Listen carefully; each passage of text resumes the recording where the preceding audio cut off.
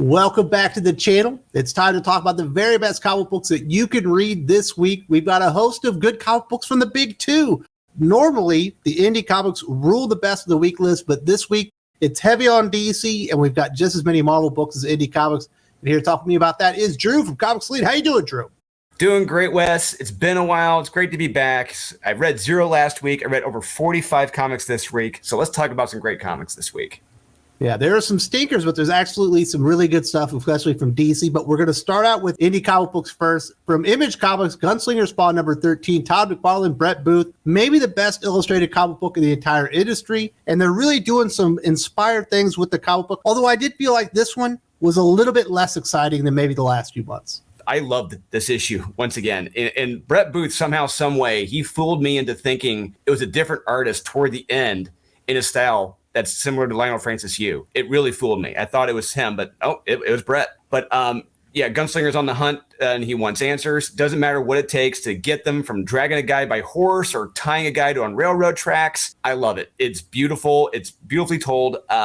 And we're getting a hint of the Gunslinger's past as well, which looks really damn good. And I cannot recommend this enough. This isn't, in my opinion, this is not just the Spawn series right now, but I'm going to say this is bold. I'm going to say this is the Image Comics series after 13 solid, high quality, action-packed issues for only $2.99. What say you, Wes? Gunslinger Spawn definitely stands out from the pack, and the price point is just delicious. It's nice to see a comic book that isn't so expensive that you have to start making financial decisions to buy it. So I appreciate that. And absolutely go and support Gunslinger Spawn and let Todd McFarlane and Image Comics know that you like good comic book art and you don't mind a better price point. Also from Image Comics, Shirtless Bearfighter Volume 2, Number 3, Jody LaHoop with Neil Vendrell on art. This is a series that I haven't quite got into yet. So I got a chance to meet these guys. The creators were at New York Comic Con. I got a chance to meet them. I got to tell them, dude, you guys are killing it with this series. I mean, granted, they're puns, but they're hysterical puns. You don't see these coming. They're great. And so our hero, the Shirtless Bearfighter, he travels to Japan and he learns about his true family lineage. Fights ensue, and hey, you know what? You can't cause all this death and destruction without some consequences. And it's a very fast-paced read, very hysterical. I thoroughly enjoy this as well. These creators, they're truly great talents. You got to check out Shirtless Bearfighter 2, number 2. Normally, we would have 4 or 5 more indie comic books to talk about, but like I said, it was a big 2 kind of week, and that ain't a bad thing. Let's head over to Marvel Comics and what I think is the best comic book series that Marvel Comics are putting out ongoing. Moon Knight number 16, Jed MacKay, Alessandro Cappuccio. The art by Alessandro Cappuccio is just absolutely stellar in this one. It is an exposition-heavy comic book, but the big reveal at the end makes it all worthwhile. And there's some really interesting things going on with the vampire culture going on in the city. Moon Knight is fighting the Tudors and he wants to take care of them. He finds out they can't go to Chinatown because there's a rival vampire gang, and he decides he's going to go over there and start negotiating with them and see if the enemy of my enemy is my friend in this story. Huge reveal at the end. Granted, like you said, it's exposition heavy, but at the same time, they're doing it with action scenes. You know, what's going on with Hunter's Moon. You see what happens to him, and something dramatic may have happened to one of these lead characters by the end of this issue. But I do love how this all happened over a simple misunderstanding. You know, that's the way of life. That's how beefs happen. Beefs happen over misunderstandings, and I thought that was hysterical. I enjoyed it. Yeah, we get the origins of the structure as well, which is great. Yeah, I had a lot of fun with this issue. Yeah, like you said, this is probably Marvel's best series right now after 16 issues. Cannot go wrong with Moon Knight. And it's a good thing because people are actually reading this and buying it, and I'm very happy about that because this one is an absolute winner. Let's go over to a debut. Miracleman, the Silver Age, number 1, Neil Gaiman, Mark Buckingham getting back together on a character they started some pretty important stories with but never got to finish. Obviously, the character was acquired by Marvel Comics, and they're finally going to get to finish this big story. Yeah, this is amazing. I've been waiting so long for this. Yeah, so this is a remastered reprint of Miracleman 23, which is now in high demand, you know, naturally. So the story takes place in 2003, 19 EM, if you will, era of miracles. Young Miracleman has been being awakened from his slumber or resting spot, if you will. And Neil Gaiman does a good job of catching us up as well as the character as to what's happened with the world. So you don't necessarily have to read the prior issues by Alan Moore, but I would hope as a Miracleman fan that when you see what has happened in the world, that you want to go back and read those prior issues, because a lot of shenanigans and craziness has happened. And there's some superpowered people, are out in the world now, and they're kids, and everything is treated as fun and games. They're just playing games. Nothing is being taken seriously. They're destroying buildings, fighting each other, but it's just all games. There's no stakes. It's ridiculous. And there's a great moment at the end with young Miracleman when he changes back after he's been told what's happened to the world. And I'd say I would have the same reaction after you're told what's happened. And Mark Buckingham's art is terrific in this issue. Neil, of course, kicks major butt in this issue, and I cannot recommend this issue enough. I think Kyle, Max MVP, and I, we're going to be reviewing the Miracleman series from beginning to end. We're going to have a lot of fun talking about it. I want everyone to go please check this out. Miracleman, the Silver Age #1. If you've been waiting for the character to return and Neil Gaiman to finish that story, you are in luck. It sounds like it's an absolute winner. Now let's go over to the big winner as far as publisher this week. DC Comics had some real stinkers, there's no doubt about that, but the high points have been very high, starting out with the best comic book series ongoing in comics in total, Batman Superman World's Finest #8, Mark Waid, Dan Mora, continue what is just an immaculate comic book run. It's really the voice that Mark Waid has for the characters that separates his work at DC Comics from everybody else. It's not just Batman. It's not just Superman. We get the Titans in here, and it felt like the Titans had finally returned to DC Comics.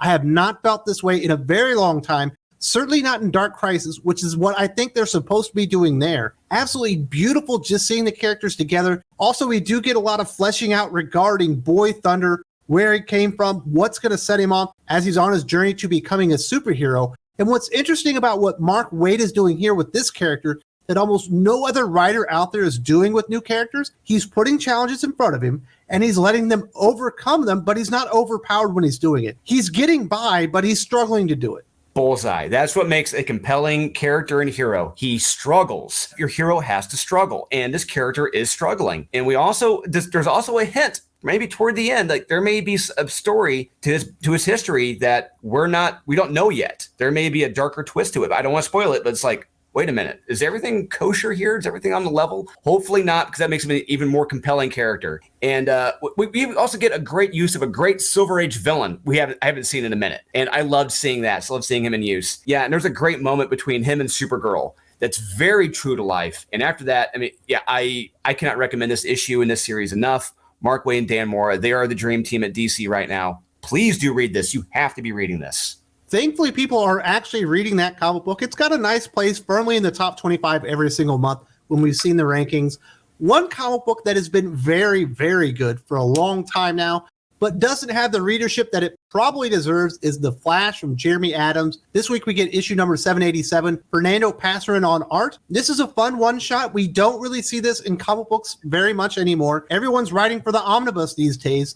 We get a nice single one-shot, wrestling story. We've got the Multiversal Wrestling Federation coming to town. We get alien versions of Hulk Hogan and Mean Gene Okerlund and all the things you grew up with. And Jeremy Adams is just doing a great job telling a lot of fun stories. And this was a great palate cleanser after getting through the Dark Crisis stuff. Although it is tied into Dark Crisis seemingly a little bit too. When we reviewed this on Monday, I was initially kind of rough on it because I couldn't help but compare it to Do a Powerbomb. But I realized that wasn't fair. So I reread it again. And, like you said, it is a fun one-and-done issue about wrestling with the Flash and these two characters. It's just fun. It's well illustrated. It's not as well illustrated or as kinetic as Daniel Warren Johnson's, but it is a fun illustrated wrestling issue that's one and done. Yeah, you should have a lot of fun with this. Like you said, it's a fun palate cleanser from all the craziness, convoluted shenanigans from Dark Crisis. But yeah, please do check this out. Please do check out The Flash. It is one of the better DC series out right now. Absolutely. I enjoyed that one quite a bit. It's been the year of wrestling-based comic books. It's having great stuff everywhere. Crimson Cage, Do a Powerbomb, this issue of Flash. Really been enjoying that one. Now let's go over to something that's much darker in nature.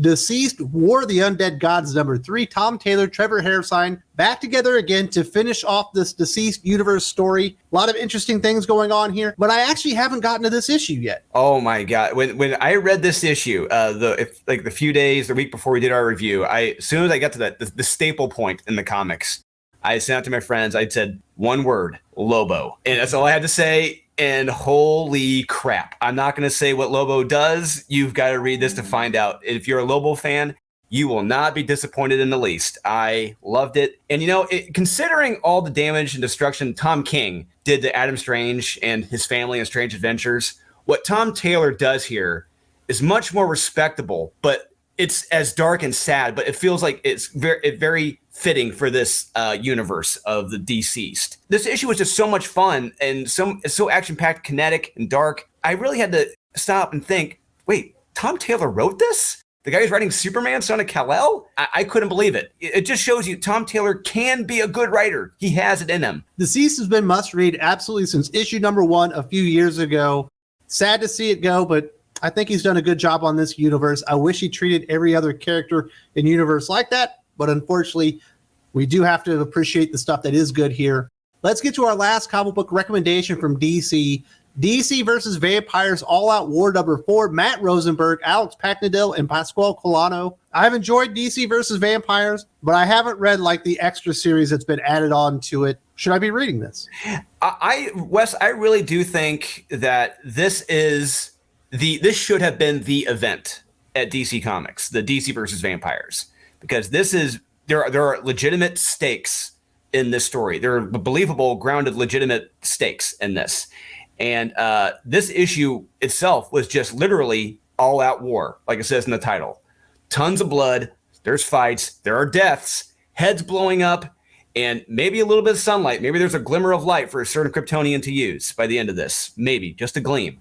But yeah, this was just a blast to read. This whole what ruined this series was the fact how they released subsequent tie-ins before the main series ended. So you were spoiled with what happened before the main story ended, which I feel like was complete misfire and should not have been done, because this has been nothing but absolute fun from beginning to end.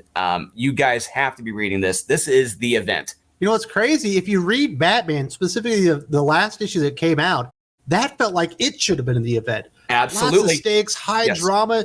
Like, there's a lot of stuff going on there. And you're like, why isn't this Dark Crisis? It feels so much more important. Yes, you reminded me. Yeah, you just reminded me about that. I completely forgot. Yeah, just what happened with Failsafe. I'm like, holy crap. Yeah, how is this not an event? This should have been it too. This is wild. It's just misfiring, complete misfires. Yeah. Very interesting stuff. Now, we do want to say congratulations to Drew on the success of Board of Blood. I believe it was in the top 100, I think, for sales when it came out, but there's another issue coming. Yeah, absolutely. Number 1 was in the top 10. It was number 8 best-selling books. Outsold Captain America and Star Wars. Those are legitimate sales to customers. But yeah, issue 2 comes out this week, this Tuesday. So I've given this issue to numerous people to read and review, and the same opinions come up. It's shocking, it's exciting, it's bold, it's horrific, and it's blood-drenched. So I will say this. If you haven't come across any of those opinions by the end of this issue, I have not done my job correctly. You will not be disappointed with this issue of the series, and you have my personal guarantee. Please do check out Born of Blood 2 this week from Merc Publishing. You will not be disappointed. Another fun week talking about the very best comic books that you can buy. I don't have a video lined up specifically for you that I think you should watch, but this is what YouTube thinks you should watch based on your viewing patterns in the past and what I've provided to them. Definitely check this one out if you want some more Thinking Critical.